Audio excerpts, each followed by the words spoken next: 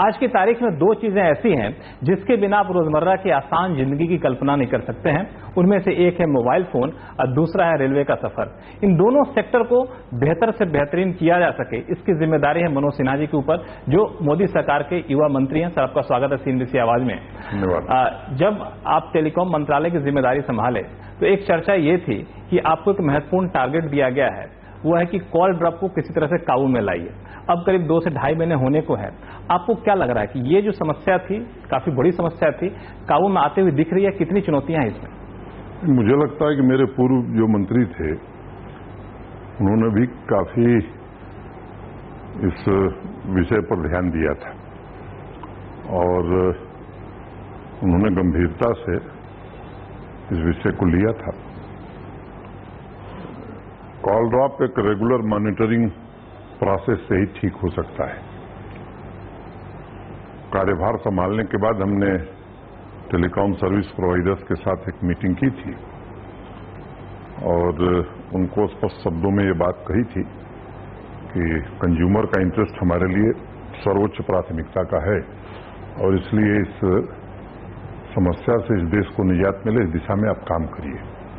एक working plan बना करके उनको दिया हुआ है जिसमें इंफ्रास्ट्रक्चर के डेवलपमेंट को लेकर के BTS लगाने के लिए, टेक्नोलॉजी में अपग्रेडेशन के लिए और कंटिन्यूअस मॉनिटरिंग के लिए वो प्रयत्न करें। और जो टारगेट उनको दिया गया है, मैं समझता हूं कि मॉनिटरिंग भी हम करा रहे हैं तो वो टारगेट को पूरा करने में लगे हुए हैं।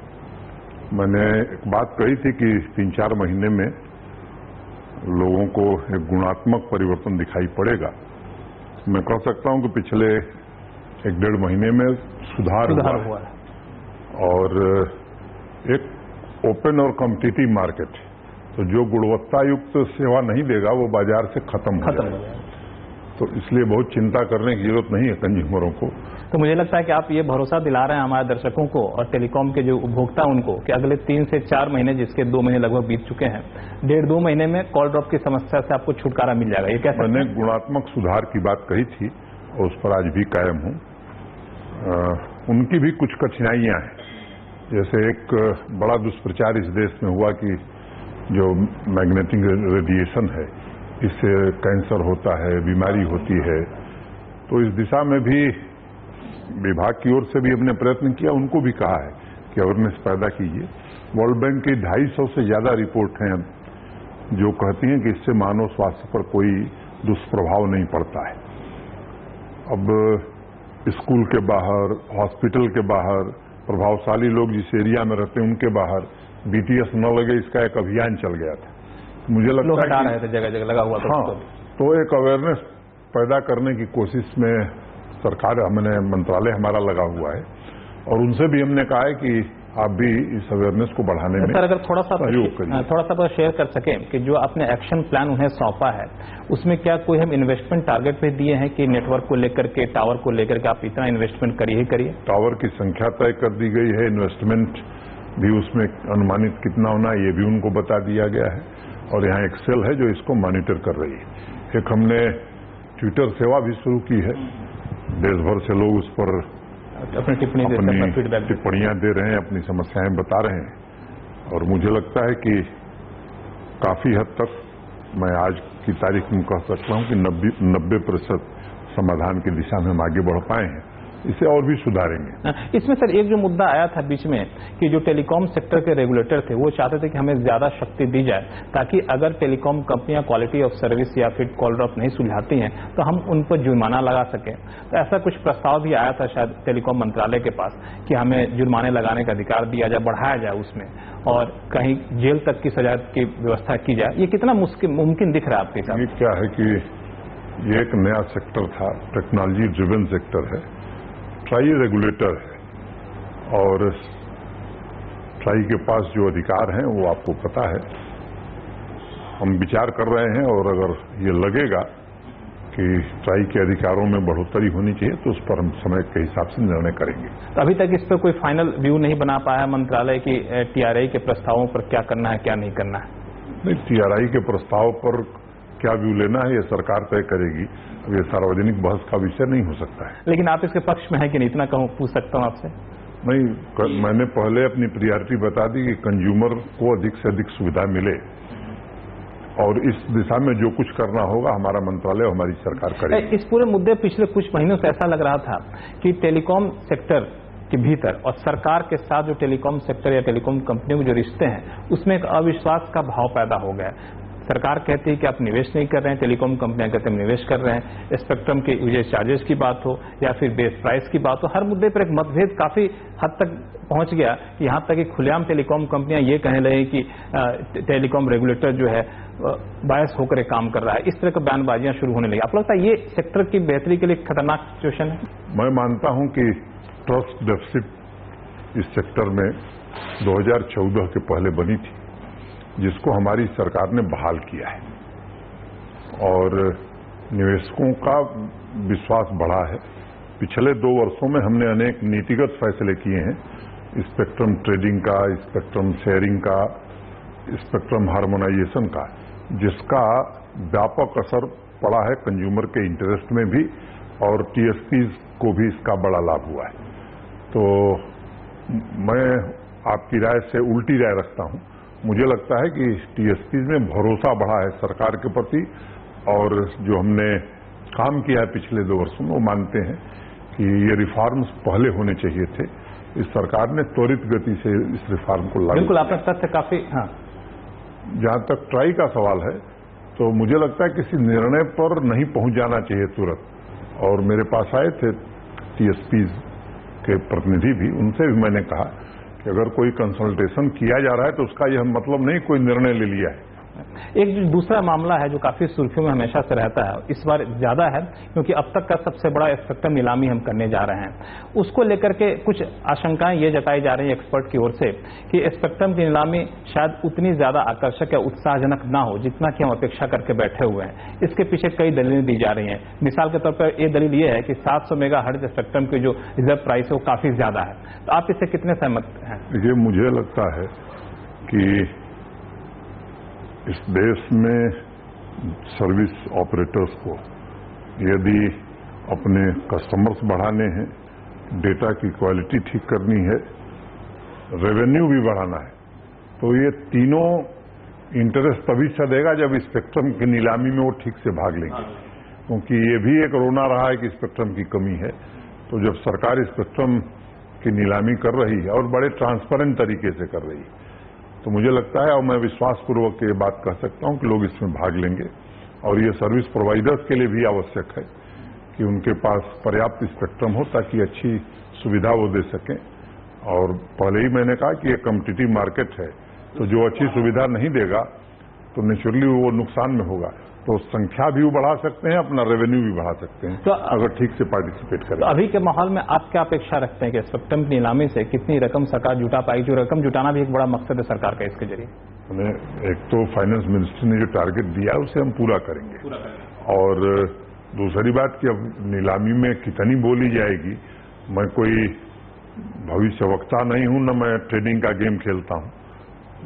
मैंने एक बात कही थी कि सितंबर अंत तक कर देंगे, तो 1 अक्टूबर हमने तारीख निर्धारित कर दी है और उनकी ओर से जो शंकाएं थी उनका सब समाधान कर दिया है, वेबसाइट पर डाल दिया, तो पूरा प्रोग्राम बना के हमने दे दिया है। हालांकि आपने भरोसा जताया है, हम उम्मीद करते हैं कि आपके भरोसे के मुताबिक स्पेक्ट्रम की नीलामी हो। लेकिन अभी अभी क्वालकॉम के चेयरमैन में मिल के गए हैं आपसे, मुझे ऐसी जानकारी मिली कि उन्होंने भी शायद रिजर्व प्राइस पे सवाल उठाया, बोला कि सरकार को इस पर विचार करना चाहिए। जब इतनी बड़ी कंपनी के अधिकारी जब इस तरह की बातें करते हैं, कोई बड़ी कंपनी का अधिकारी कोई बात कहे तो ब्रह्म सत्य नहीं है। सरकार फैसले तमाम तथ्यों को ध्यान में रख करके करती है और फैसले तुरंत बदले नहीं जाते हैं। नीलामी होने दीजिए, फिर विचार करेंगे। एक तीसरा मुद्दा है जो टेलीकॉम कंपनियां उठा रही हैं और उनका कहना है कि ये जो प्रस्ताव है उसका सही से अनुपालन करना मुश्किल है, वो है इंटरकनेक्ट यूजर्स चार्जेस। मतलब एक टेलीकॉम ऑपरेटर से दूसरे टेलीकॉम ऑपरेटर फोन करते हैं तो उसके एवज में चार्ज दिए जाते हैं, वो बहुत कम ना किए जाए। अभी कम करने का सही वक्त नहीं है। आप कौन कह रहा है कम करने को? टीआरआई सिफारिश कर रहा है कि इसको कम किया। कहां सिफारिश किया, किसने आपको बताया? टीआरआई का ऐसा विचार आ रहा था कि इसको कम करना चाहिए, 17-18 में कम करने जानकारी आपको किस विद्वान ने दी? टीआरआई ने कहा। तो ये माना है कि कम नहीं होगा? ये कुछ भी मानना, मुझे लगता है कि न मैं बता सकता हूं ना आप बता सकते हैं। ये ट्राई का जो जुरिसडिक्शन है, उन्होंने कंसल्टेशन की प्रक्रिया शुरू की है और पहले 20 पैसा था, फिर 14 पैसा हुआ। तो वो उचित समय पर वो उचित निर्णय करेंगे। और इसमें मैंने पहले ही आपके इस प्रश्न का जवाब दिया कि कोई अगर सलाह मशविरा किया जा रहा है ट्राई के द्वारा, तो वो निर्णय पर पहुंच गया है ट्राई, ऐसा नहीं मानना चाहिए। तो निर्णय पर जब पहुंचेंगे तब देखा जाएगा, वो भी टीआरआई का अधिकार क्षेत्र, आप उसमें दखल नहीं देंगे, ये कह सकता हूं मैंने पहले ही कहा कि वो रेगुलेटर के काम में दखलंदाजी ये सरकार का काम नहीं है। लेकिन सरकार के नाते मैं आश्वस्त करना चाहता हूं देश को कि रेगुलेटर भी कोई ऐसा काम नहीं करेगा जो न्यायोचित न हो, कानून के विपरीत हो, ऐसा काम नहीं करेगा। और कंज्यूमर इंटरेस्ट मुझे लगता है कि हमारी भी सर्वोच्च प्राथमिकता है, ट्राई की भी रहेगी। सरकार डिजिटल इंडिया पे बहुत ज्यादा फोकस कर रही है। गांव-गांव तक इंटरनेट की सुविधा पहुंचाना, फोन लोगों तक पहुंचाना सरकार की प्राथमिकताओं में से एक था। तो इस तरह से आपको क्या लगता है कि जियो के लॉन्च इस सरकार के मकसद में कितना मददगार साबित होगा? देखिए, सरकार की मंशा बड़ी साफ है। प्रधानमंत्री जी ने जब डिजिटल इंडिया कैंपेन लॉन्च किया था तो मंशा यही थी कि जो डिजिटल डिवाइड है वो जल्दी से जल्दी समाप्त हो। रिलायंस ने काम किया है और लोग भी काम करें, ये तो ओपन सेक्टर है। और मुझे लगता है कि मैंने बार बार उसी बात को मैं दोहराऊं कि consumer is the prime concern, he is the king. तो और बढ़िया है, ये अच्छी सर्विस सब लोग दें, सब में एक स्वस्थ प्रतिद्वंदिता हो। मुझे लगता है कि आप ध्यान करिए 2002 में क्या स्थिति थी, आज कहां पहुंच गए। तो मुझे लगता है कि और भी जो हमारे सर्विस प्रोवाइडर्स हैं, एक बात मैं स्पष्ट करना चाहता हूं कि हम ये सरकार किसी के पक्ष में या किसी के विरुद्ध नहीं है। मैंने बार बार इस बात को बल दे करके कहा है कि ईज ऑफ डूइंग बिजनेस हमारी प्राथमिकता है, लेकिन कंज्यूमर हमारा किंग है। और स्वस्थ प्रतिद्वंदिता करके अच्छी और बेहतर सेवा लोग दें, चाहे वो मोबाइल फोन का हो या डेटा का हो। देश का आम कंज्यूमर, आम उपभोक्ता संतुष्ट रहे, यही सरकार की सर्वोच्च प्राथमिकता है। एक जो कंज्यूमर के लिहाज से, कंज्यूमर ने इस पर कई बार मांग भी की थी, कंज्यूमर के अलग संगठनों ने मुद्दा उठाया था, वो था नेट न्यूट्रलिटी का। उस पर अभी तक कोई डिसीजन आया नहीं है। तो सरकार के नाते, चूंकि आपने बार बार दोहराया कंज्यूमर का फोकस में, हमारे फोकस में कंज्यूमर के साथ कोई भेदभाव ना हो, आपको लगता है कि नेट न्यूट्रलिटी पे जल्द से जल्द हम लोगों को कुछ गाइडलाइन इश्यू कर देना चाहिए? प्रिलिमिनरी कंसल्टेशन ट्राई ने कर लिया है और मैं उम्मीद करता हूं कि जल्द ही मुख्य रूप से कंसल्टेशन का काम वो शुरू करेंगे। आपको भी जानकारी हो जाएगी और मुझे भी हो जाएगी। मैं उम्मीद करता हूं कि शीघ्र वो काम शुरू होगा। शीघ्र काम शुरू हो जाएगा। एक जो आपकी सरकार आने के बाद जो बड़ा काम हुआ वो था पोस्टल डिपार्टमेंट को लेकर के। पोस्टल डिपार्टमेंट, जहां तक मुझे याद है, हम लोग गांव में देखा करते थे, एक लगभग 150 ऑर्गेनाइजेशन बन के रह गया था, लेकिन हम लोगों ने उसको फिर से पुनर्जीवित किया है। तो इसमें एक पोस्टल पेमेंट बैंक की सुविधा हम लोग शुरू करने जा रहे हैं। उसकी तैयारी कितनी संतोषजनक हुई और कहां तक पहुंची है? देखिए, पोस्टल डिपार्टमेंट ने कई काम किए हैं और इस बात को बार बार प्रधानमंत्री जी भी दोहराते हैं, मैं भी इस बात को कहता हूं कि डाकिया जो है वो भारत सरकार का प्रतिनिधि है। जिस तरह का इंफ्रास्ट्रक्चर पोस्ट ऑफिस के पास है, तो निश्चित रूप से देश के सामान्य व्यक्ति के आर्थिक विकास में उसका बड़ा योगदान हो सकता है। अभी अनेक नए इनिशिएटिव्स पोस्टल डिपार्टमेंट ने लिए हैं, ई कॉमर्स का हो, स्पीड पोस्ट में भी जो गति है वो बहुत अच्छी है। IPPB, Indian post payment bank, तो रिजर्व बैंक ने हमें अनुमति दी है 2017 मार्च तक हम वो प्रारंभ करने जा रहे हैं। इंडिपेंडेंट डायरेक्टर्स की नियुक्ति हमने कर दी, पहले बोर्ड की मीटिंग 1 सितंबर को हो गई। तो काफी तेज गति से वो काम चल रहा है। जो लक्ष्य निर्धारित था वो समय से वो काम हम शुरू कर देंगे। तो मुझे लगता है कि एक आर्थिक क्रांति देश के सामान्य और गरीब आदमी के जीवन में उससे आ सकेगी।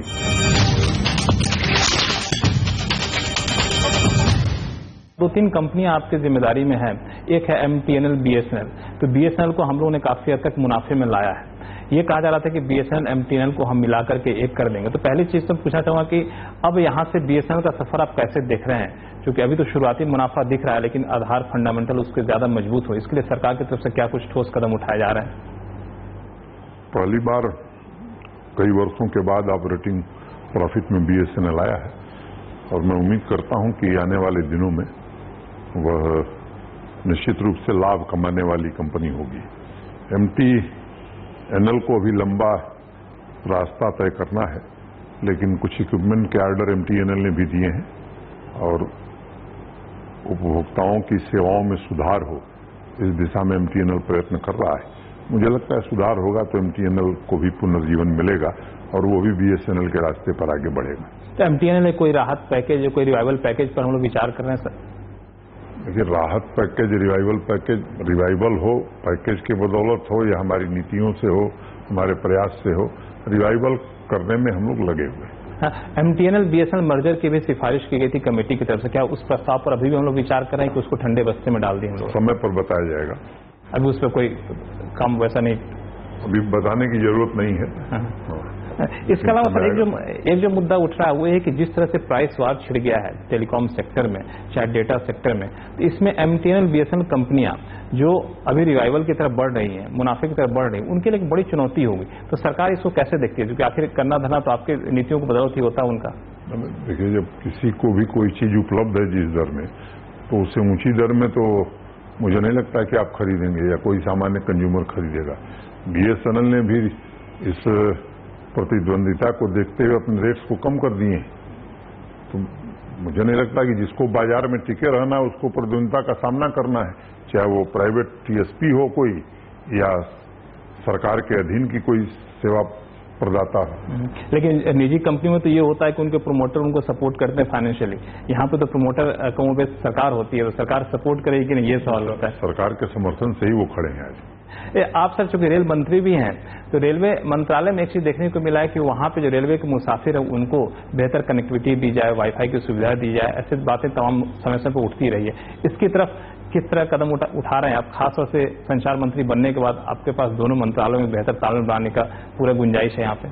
देखिए, रेलवे ने जो फैसला किया था 400 स्टेशनों पर वाईफाई लगाने का, जो A1 और A कैटेगरी के स्टेशन हैं, इसके अलावा धार्मिक दृष्टि से या पर्यटन की दृष्टि से महत्वपूर्ण स्टेशनों पर, तो उसमें से 100 इस वर्ष लगाने हैं। मुझे संख्या याद नहीं है, लेकिन मुझे लगता है 32-33 स्टेशनों पर वाईफाई की सुविधा हो गई है और वो लक्ष्य भारतीय रेल पूरा करेगी। एक पिछले दिनों एक बात आई थी, जब रेल मंत्री जी मुंबई की लोकल ट्रेन में सफर किए थे, तो उन्होंने एक बात कही थी कि जिस तरह से दिल्ली के कम्यूटर्स जो है मोबाइल फोन की सुविधा प्राप्त करते हैं दिल्ली में, वैसे मुंबई के लोगों को प्राप्त होनी चाहिए, और मेरी बात भी उनसे हुई है। मंत्रालय उसको देख भी रहा है। मुंबई में एक विशेष दिक्कत है कि भारी संख्या में लोकल पैसेंजर्स, लोकल कम्यूटर्स जो है सुबह एक तरफ जाते हैं और शाम को दूसरी तरफ आते हैं, तो नेटवर्क में बड़ा कंजेशन रहता है। वो उस पर हम मिल के काम कर रहे हैं और आने वाले दिनों में देखते हैं कि उसमें। चूंकि रेलवे की बात चली है तो रेलवे से जुड़ा हुआ एक सवाल आपसे पूछना चाहूंगा कि इन दिनों एक प्रस्ताव है जिस पर रेल मंत्रालय ने सहमति भी दे दी है कि रेल बजट को आम बजट से मिला दिया जाए। तो लोगों की चिंता ये है कि रेलवे बजट में सबके आकर्षण का केंद्र रहता था कि रेलवे का कई नई ट्रेनें कहाँ शुरू की जा रही हैं, कौन सा किराया सस्ता हो रहा है, किस क्षेत्र को प्राथमिकता दी जा रही है। आम बजट में मिलने के बाद ये सारी चीजें कितनी रह पाएंगी? उस आकर्षण को पहले ही हमारी सरकार ने खत्म कर दिया था। ट्रेन की घोषणा मैं समझता हूं इसका बजट से कोई लेना देना नहीं है, और ये सब सस्ती लोकप्रियता के लिए ट्रेनें घोषित कर दी जाती थीं, अगले बजट तक नहीं चलती थी, तो इस काम से इस सरकार ने मुक्ति ले ली है। वास्तव में भारतीय रेल की जो असली कठिनाई थी वो कठिनाई थी कि जिस अनुपात में यात्रियों की संख्या बढ़ी, जिस अनुपात में माल भाड़ा बढ़ा, उस अनुपात में भारतीय रेलवे का नेटवर्क नहीं बढ़ा, और इसे मोदी सरकार ने चुनौती के रूप में लिया। भारतीय रेल में पूंजी निवेश को भारी मात्रा में बढ़ाया है और उस नेटवर्क को हम ऐसा बनाना चाहते हैं कि 2020 तक ऑन डिमांड रिजर्वेशन मिल सके, और जैसे यात्री गाड़ियां चलती हैं टाइम टेबल के हिसाब से, वैसे माल गाड़ियां टाइम टेबल से चल सकें। इस लक्ष्य को लेकर के मोदी जी के नेतृत्व में सरकार काम कर रही है। भारतीय रेल परिवहन आम आदमी के परिवहन का साधन है।